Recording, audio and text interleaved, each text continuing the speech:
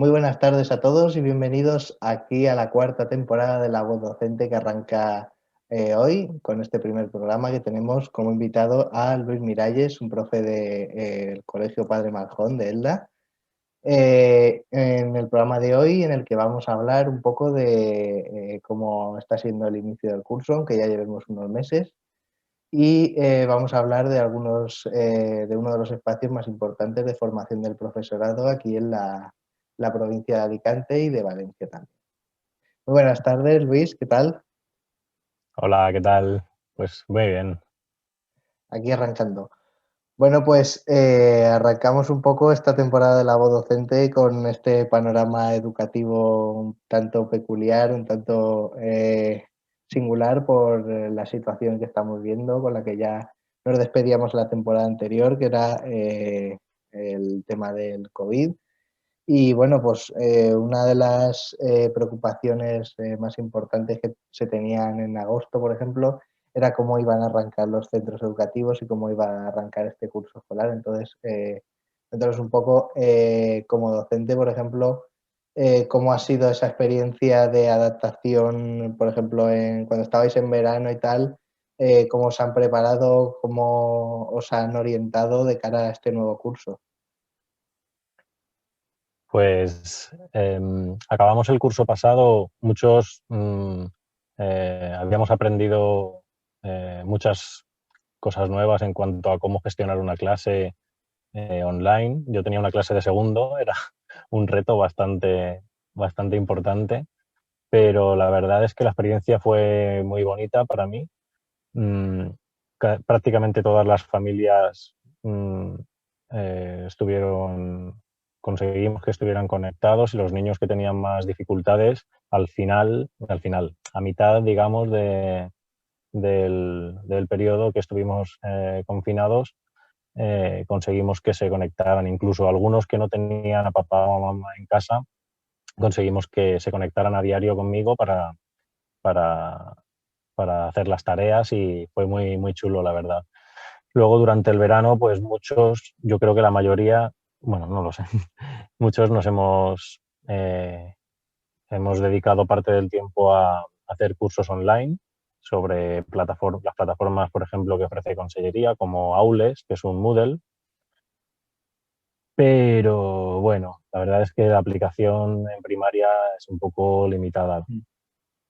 Y el principio de curso, pues lo que más me ha... la im- cuando empezamos las clases en septiembre, lo que más la idea principal que me queda es lo importante que era la presencialidad, incluso con todas estas medidas de seguridad y de prevención sanitarias que decimos, fíjate qué pena que los niños no pueden sentarse en equipo juntos, fíjate qué pena que llevan las mascarillas, porque ahora he cogido un grupo de primero. Y aún así vale mucho la pena y era muy importante. A pesar que, claro, pues ya sabéis la situación, pues La seguridad efectivamente es... que puede- luego tiene lo suyo, claro, te toca confinar, pues eso, estamos muy alerta con los casos de sospecha, claro. Exacto, ahí Ante la menor sospecha. mm, hay un trabajo ahí de detección, de meticulosidad del docente ahí, un poco para evitar causas de riesgo y evitar situaciones tanto que puedan ser peligrosas para los También, niños. claro, también a partir de julio formé parte de la comisión de mi centro que se encarga de elaborar el plan de contingencia y todas estas medidas. Y bueno, ahí vamos, hemos ido sobre la marcha rectificando cosas, modificando, mejorando para adaptarnos lo mejor posible. Y tenemos retos muy importantes como cómo favorecer las interacciones entre el alumnado en esta situación. ¿Cómo pongo las Exacto. mesas? ¿Cómo pongo Exacto. las mesas?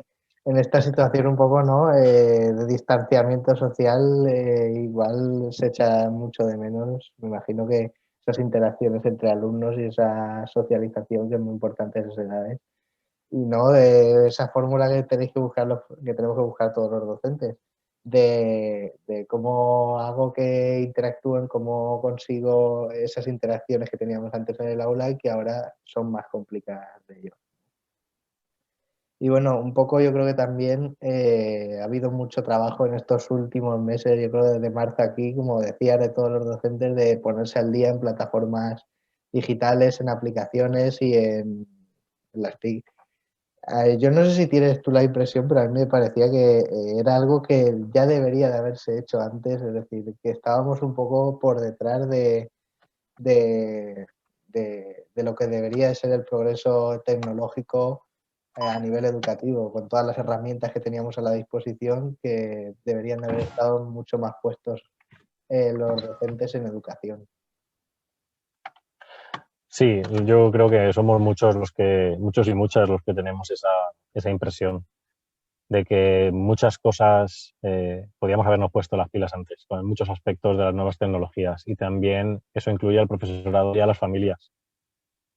Exacto, yo creo que a través de esta situación un poco extraordinaria, yo creo que yo al menos he descubierto aplicaciones y plataformas que dices, ostras, esto se puede hacer por aquí súper fácil, no hace falta tanta cosa como hacíamos antes. Entonces yo creo que por ahí hemos tenido una lección de aprendizaje ya la verdad que muy importante. Sobre todo a nivel universitario, hemos visto que se pueden dar docencia online por unas plataformas, sobre todo, pues yo el otro día lo comentaba con una compañera, que por ejemplo cuando había ocasiones en las que, cuando ocurrió lo de la gota fría o ocasiones en las que no se puede ir a clase o no se puede acudir a la universidad o lo que sea, que se perdían clases, se perdía docencia porque ocurre en cualquier cosa, ¿no? Pues ahora tener conocimientos para decir, pues mira, la tarea de hoy o lo que vayamos a hacer hoy se puede hacer por esta plataforma, tal, que no perdamos la educación y la docencia solo porque no haya presencialidad. Entonces, yo creo que nos ha hecho menos dependientes de esa presencialidad.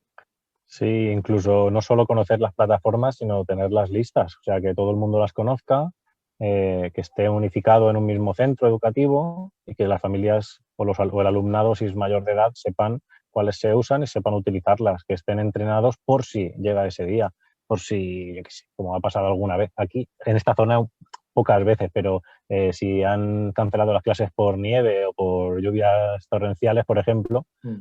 o yo qué sé, cualquier tipo de cosa, pues eso viene muy bien. Incluso yo me planteaba durante el confinamiento, ostras, es que cuando volvamos a la normalidad o a cierta normalidad, cuando volvamos a la presencialidad, Sí, esto de hacer clases de refuerzo online para el alumnado que lo necesite, eso es una extensión del tiempo del aprendizaje que vale muchísimo, que es muy efectiva y que no me cuesta mucho. O sea, si claro. una hora a la semana cito a 4 o a 2 o a un alumno, quedo con su familia porque son muy pequeños, para que conecte y yo le pueda ayudar, eso vale muchísimo. O sea, toda esa extensión, como dices, es una idea, yo creo, magnífica por eso, porque nos da los canales para poder llegar a más alumnos, pues lo que estaba diciendo, que en cualquier situación, pues sabes que a veces por enfermedad, por bajas médicas o lo que sea, por cuestiones sanitarias, ha habido alumnos que pues, han estado enfermos o les han operado o lo que sea y no han podido ir a clase por cuestiones a lo mejor físicas, porque tenían una pierna escayolada y no podían salir de su casa o lo que sea, pues que no se queden sin esa docencia, que siempre que les llegue a casa y que tengamos esos medios y esa posibilidad de llegar a ellos y sobre todo de ampliar ese tiempo de aprendizaje.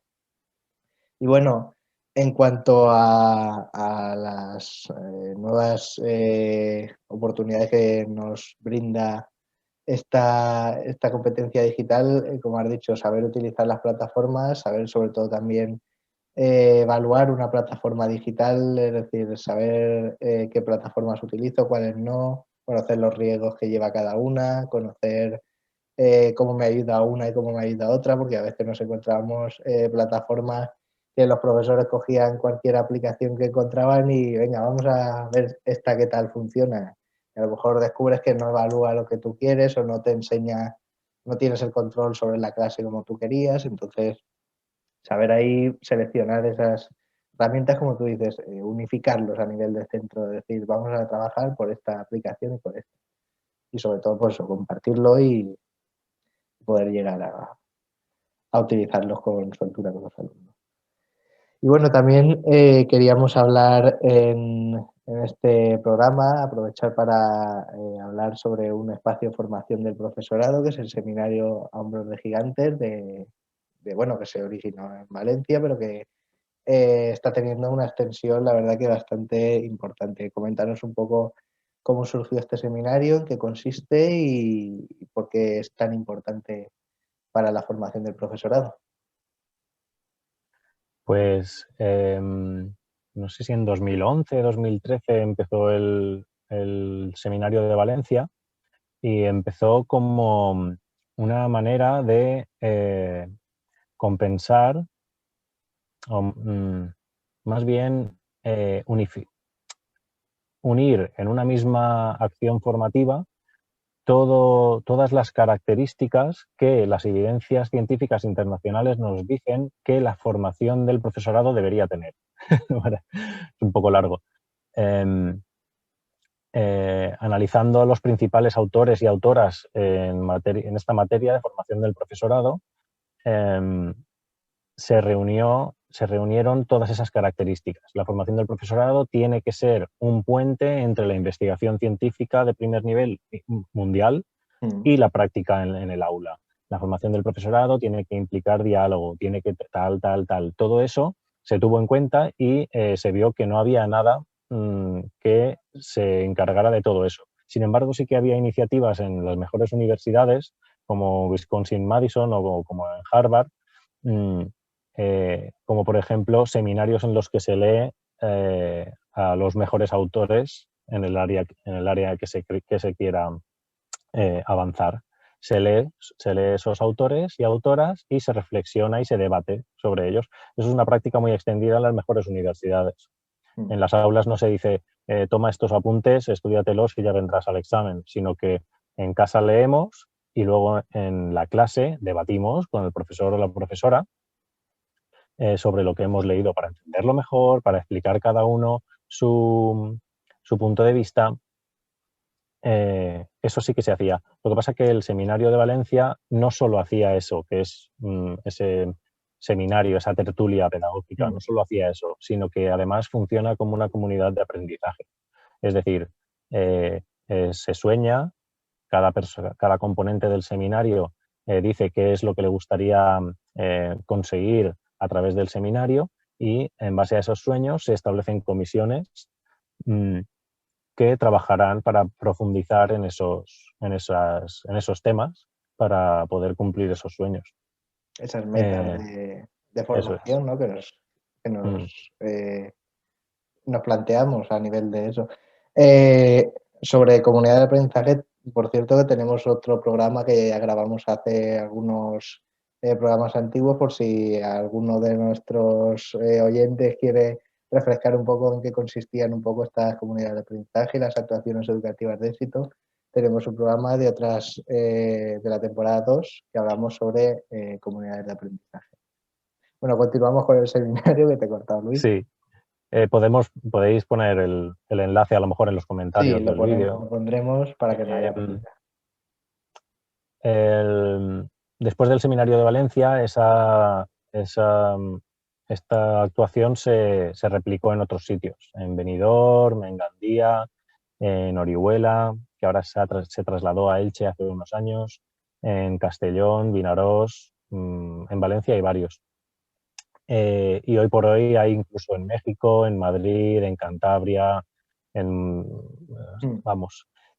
Hace pocos años, ahora 2 o 3, la Comisión Europea, en su repositorio de prácticas basadas en evidencias, que se llama European Toolkit for Schools, que es como la caja de herramientas europea para las escuelas, se puede buscar fácilmente en Internet. Ahí publicó, entre otras muchas cosas, la experiencia del Seminario de Valencia tal cual, para que otros países y otras escuelas de toda Europa o de todo el mundo puedan replicarlo. Y de hecho se está replicando en muchas partes del mundo. Entonces, a raíz de un grupo de formación y de amigos, la verdad, Enrique, que tú conoces muy bien, Ricky y Jiménez. yo, sí, Enrique Jiménez, em, nos lanzamos. Además nos animaron, estos buenos amigos nos animaron y dijeron, Muy bien, vosotros dos podríais montar un seminario en Elda, porque es verdad que en esta zona no había nada cerca, había un Alicante. Pero aquí en el centro de la provincia, porque estamos en el centro-centro, no había este tipo de iniciativas. mm, Y ahí empezamos, o sea, esto hace 3 años, va a hacer 4 ahora, porque este va a empezar el cuarto año. Y empezamos Enrique, José Manuel. El primer año ya empezamos por todo lo alto, además montamos con la colaboración del CEFIRE y de la Concejalía mm, de Educación de Petrer una ponencia a la que vino Rocío García Carrión, que es una investigadora en temas de educación de primer nivel internacional. Em, Vino a Petrer y allí en ese momento, en ese acto, que ella estuvo hablando de evidencias científicas en educación, nosotros presentamos mm. el nuevo seminario y empezamos con muchas inscripciones, más de 100, la verdad. Luego, claro, poco a poco pues nos quedamos en unos 80, 70 y a partir de ahí pues se ha ido estabilizando. Ha habido gente que se ha unido nueva cada año, gente que ha repetido, gente que no ha podido seguir el segundo pero sí que está el tercero y al final hemos quedado un grupo que con muchas ganas que estamos profundizando mucho en este tema de las evidencias científicas en educación. Y este año Mm. pues a tope, a tope. Exacto. Este año un poco con el formato que se acabó el año pasado, un poco formato de Online. videollamada online, pero exacto, que es un espacio que es súper importante por eso, por lo que es el puente entre la evidencia científica y la práctica educativa. Claro, porque ahora nos asaltan 1 millón de dudas y pues no tenemos experiencia en estas circunstancias y es imprescindible tener un espacio en Mm. el que sí o sí nos vamos a basar en las mejores evidencias disponibles y no en lo que yo creo que es mejor o lo que tú crees que es mejor. Vamos a debatir, vamos a decir nuestras opiniones, pero nos vamos a basar en la mejor evidencia disponible. Y lo que yo no sé sobre un tema, pues a lo mejor tú sí que lo has visto y lo podemos compartir. Y debatiendo sobre textos que son de mucho rigor científico, pues, por ejemplo, hace poco estuve en otro espacio, porque aún no había empezado el seminario, pero bueno, seguro que se verá en el seminario también. Estuvimos debatiendo online sobre un documento de Harvard sobre la reapertura de centros educativos. Este documento no lo conoce mucha gente en España, muchos docentes. Pues es una pena, es una pena. Entonces es muy importante que tengamos estos espacios.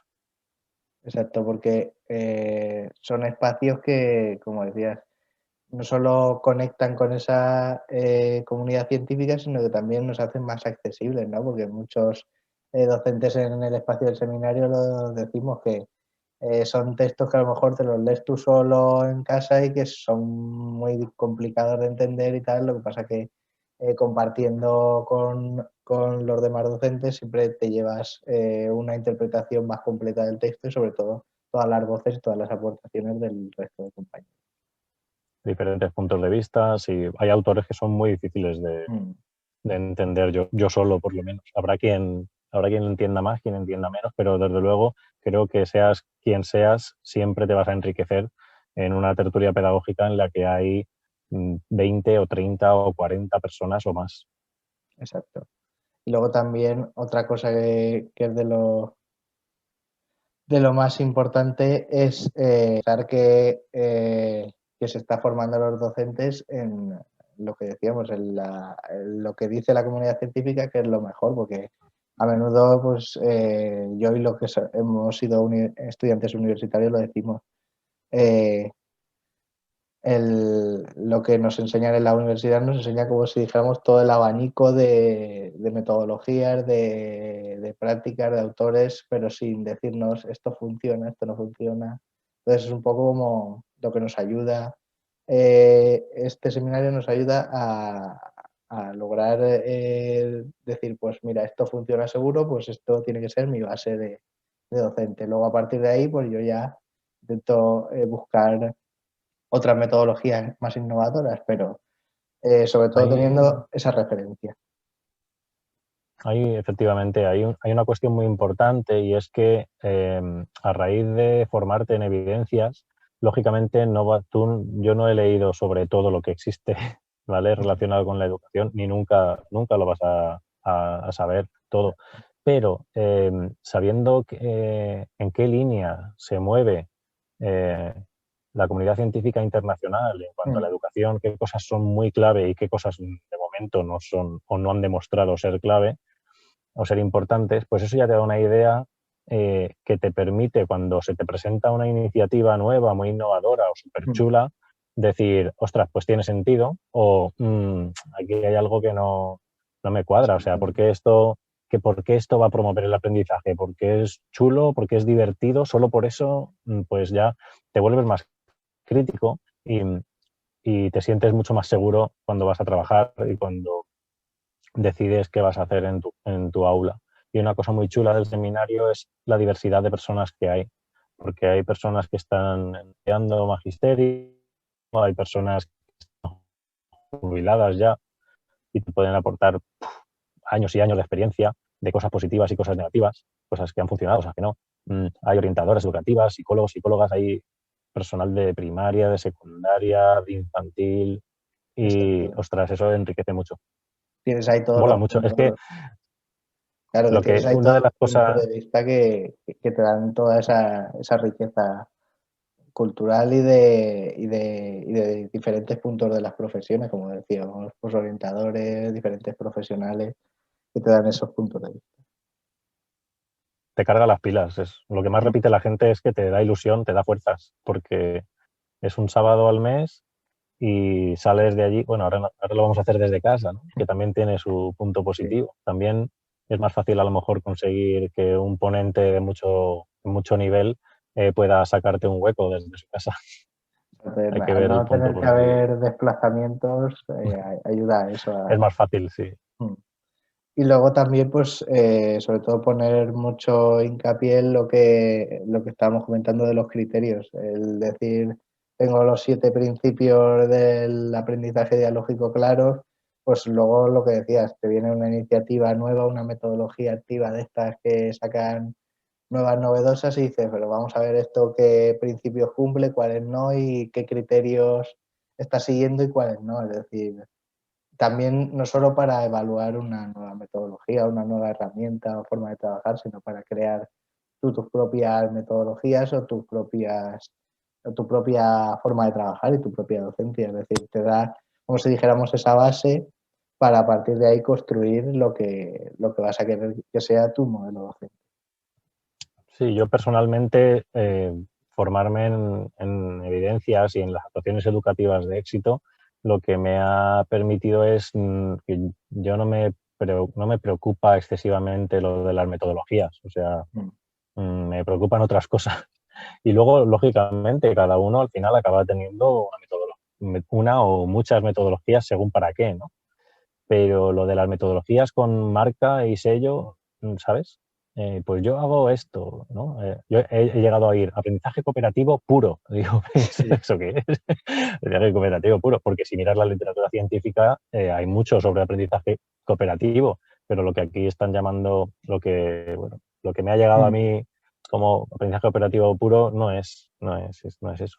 Es una pena, pero bueno. exacto. Luego pasa eso, que cada uno pues entiende un concepto de una forma o le da sus particularidades y luego tienes que decir, sí, estamos hablando de comunidad de aprendizaje, pero como yo lo entiendo, como lo entiende todo el mundo, porque cada uno va haciendo un poco su particular versión de cada metodología, pero eso, sobre todo pues tener las cosas claras, que creo que es a lo que más ayuda el seminario, a esa burbuja de un montón de información, de teorías, de autores, de cosas que nos llegan todos los días, pues aclararlo y decir, esto funciona, esto no funciona. Y sobre todo ser críticos nosotros mismos para saber distinguir que sí, que no en nuestra aula. Y sobre todo que tú que eres docente lo verás, que tiene un impacto real en los alumnos y que realmente mejora el aprendizaje lo que la comunidad científica nos dice que mejora el aprendizaje. El aprendizaje y la convivencia. Y una cosa muy importante de este espacio de formación es que esos principios del aprendizaje dialógico los aplicamos nosotros también en el seminario. Entonces, el hecho de que haya un diálogo igualitario, efectivamente, o sea, real, consigue que las personas puedan dar su opinión sin miedo a nada, sin miedo a que se vaya a tomar como que no es algo, como que ha dicho una estupidez o una bobada, ¿no? Eso es tan importante con los alumnos como con nosotros mismos en las formaciones que hacemos.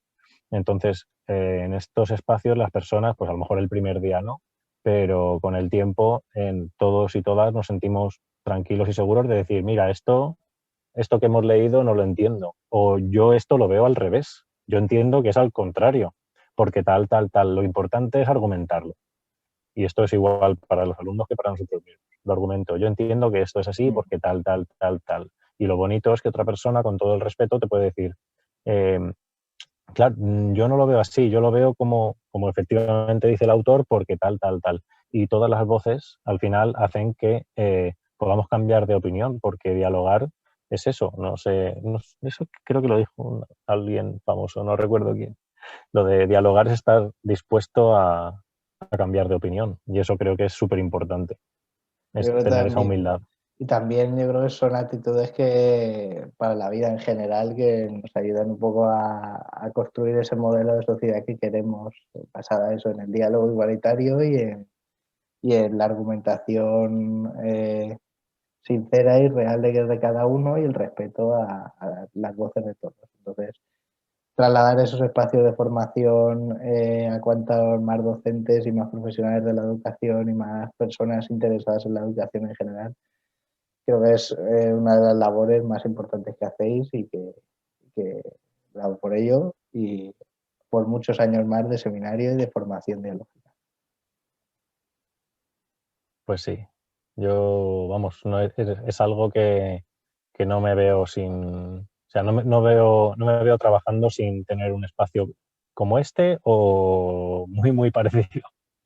Exacto, te retroalimenta, te hace preguntarte cosas, mejorar y siempre pues mejorar.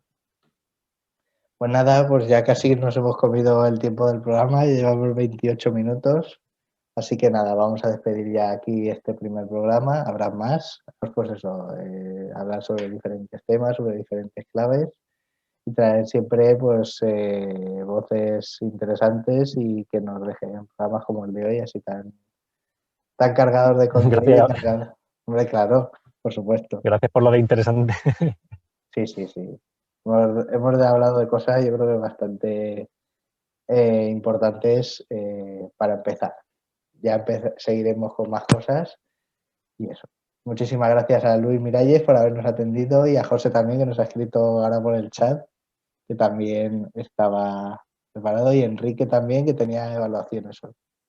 Ya participaremos en algún programa todos hablando de esto o sobre otra cosa. Así que nada, muchísimas gracias a todos también por escucharnos y por vernos. Y aquí seguimos siempre en La Voz Docente. Hasta luego. Gracias.